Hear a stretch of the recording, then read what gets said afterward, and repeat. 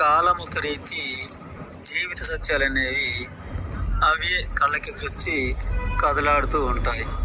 అందులోని భాగంగానే బ్రతుకులనేవి కూడాను అర్థమవుతూ ఉంటాయి.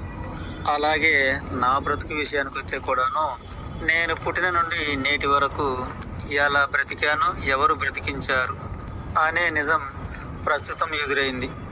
నిజానికి మా అమ్మగారు నన్ను కన్న మరుక్షణం నుండి 2 సంవత్సరాల లోపుగా తన శరీరంలో గల రక్తాన్నే ఆహార రూపంలో నాకు అందించి నన్ను బ్రతికిస్తూ అందులోని భాగంగానే క్రమక్రమంగా బయటి ఆహారాన్ని తిని బ్రతకాలి గనక ఆహారం తినే విధానాన్ని నోటికి తినిపిస్తూ అలా పూర్తిగా నేను ఆహారం తినడం అనేది నేర్చుకున్న తర్వాత ఆహారంగా ఇస్తున్న తన రక్తాన్ని బంద్ చేపించి బయట ఆహారం తినే విధానంలోకి నాకు బోధించింది.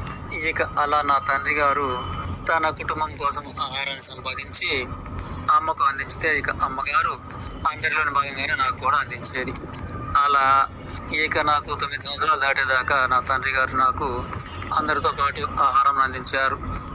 ఆహారం అనేది మానవుని ఆధీనంలోకి ఎలా వస్తుంది అనే విషయాన్ని తెలుసుకోగలుగుతున్నాను.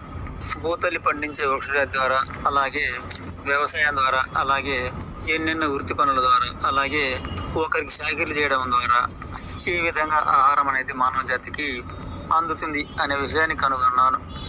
నేను కూడాను వ్యవసాయ పనుల మార్గాన మొక్కజొన్న కంకులు, పెసలు, దోసకాయలు, జిన్నకాయలు, తునిక్కాయలు, తోటి పెద్దలతో వచ్చిన నీళ్ళతో ఇటువంటిది సంపాదించే వాటిను నేర్చుకోగలిగాను. అలాగే అమ్మతో వ్యవసాయ పనులకి వెళ్ళేవాడిని, అప్పుడప్పుడు వెళ్ళేవాడిని. ఆ విధంగా ఆహార పదార్థాలు కొన్ని తెచ్చేవాడిని. ఆ విధంగా నా బ్రతుకు కొరకు, నా కడుపుకై అంత కాకపోయినా కొంతైనా సరే సమకూర్చుకోవడం అనేది నేర్చుకున్నాను. అలాగే నాన్నతో కూడా కొన్ని పనులు చేయగలిగేవాడిని. అలా అమ్మతో, నాన్నతో కూడాను నా బ్రతుకు కావాల్సిన ఆహారమును కొంత భాగమైనా సరే నా వంతుగా సంపాదించుకోవడం అనేది తెలిసింది. తర్వాత వృత్తి పని నేర్చుకునే కొరకై అమ్మమ్మ గారి వెంటికి వెళ్ళి మేనమామల కొడుకులతో వడ్రంగి వృత్తులను చేస్తూ వారితో పాటు నా గడుపు మందం నేను చేసేవాడిని. అలా కొంతకాలం తర్వాత తిరిగి వచ్చి మరలా బట్టలు కుట్టే దర్జీ వృత్తి కోసం మరొకరి వద్దకు వెళ్ళాను. అక్కడ నా బ్రతుకు కాదు, ఇంకను ఎక్కువగా కూడా చేసేవాడిని.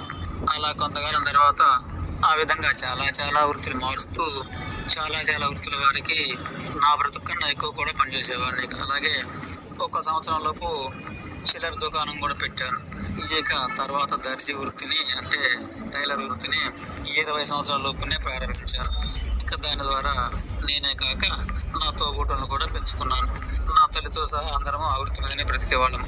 నా తోబుట్టులకి నాకు కూడాను చదువులు, పెళ్ళిళ్ళు ఇవన్నీ కూడాను నేను బ్రతుకుతూ ఆ విధంగా వారందరినీ బ్రతికించాను.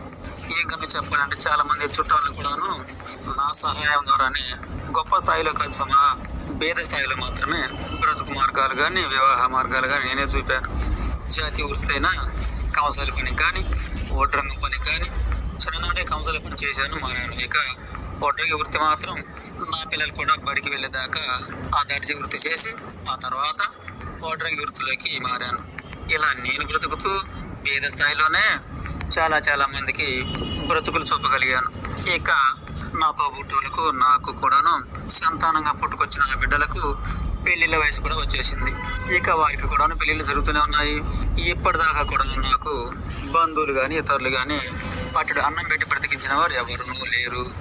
అలాగే నా బిడ్డలకు కూడాను వివాహాలు జరుగుతున్నాయి. ఈ విచిత్ర మాయ సృష్టిలో నా పెద్ద కొడుకుని 29 సంవత్సరాలు చదువుకున్నాను. వాడు గుండె జబ్బుతో పుట్టాడు కనుక తనకు ప్రభుత్వం అనేది ఒక 10 సంవత్సరాల లోపు వికలాంగుల పెన్షన్గా నెలకింత సహాయం అనేది లభించేది. ఆ విధంగా నాకు కొడుకుగా పుట్టుకొచ్చిన వాడు ప్రభుత్వం తనకు అందించిన ఆ పెన్షన్ డబ్బులను జన్మనిచ్చిన తండ్రి రుణంగా అందులోని భాగంగానే నాకు కొంత తన యొక్క పెన్షన్ సొమ్మును కలుపుకొని తినేవాళ్ళము. నా కుటుంబానికి నేనే పెద్ద కనుక నా తర్వాత పుట్టిన ముగ్గురు కూడాను ఎవరి సొమ్ము కూడా పైసా కూడా నాకు ఆహారంగా నా కడుపులోకి చేరలేదు. ప్రస్తుతం ఈ మధ్య నాకు 2 మగవాళ్ళు, 2 ఆడవాళ్ళ సంతానం అయితే నా బిడ్డకు ఒక ఆమెకు వివాహం అయింది. తర్వాత నా పెద్ద కొడుకు తిరిగి సృష్టిలో కలిసిపోయాడు. ఆ తర్వాత నా రెండవ కొడుకుకి వివాహం జరిగింది. ఈ ఇద్దరు మగవాళ్ళ తర్వాత ఇద్దరు ఆడవాళ్ళు నాకు. ఇక 4వ సంతానమైన ఆఖరి బిడ్డకు ప్రస్తుతం క్రీస్తు శకము 2024 వరకు నాకు పట్టణం పెట్టి నన్ను బ్రతికించిన వారు ఎవరూ లేరు. ఇక నా చిన్న బిడ్డ 20 సంవత్సరాల లోపు ఉంది. ఆమె వివాహమే ఇక్కడ మిగిలిపోయింది. ఇక నాకు 60 సంవత్సరాలు భయపడుతున్నాయి. ఇక ముందు నేనే బ్రతకాలా, నువ్వు స్వార్థవా అని నిన్ను అడుగుతున్నారు. విచిత్ర విశ్వంలో విధి విధానం ఎలా ఉందో అలాగే సాగించు.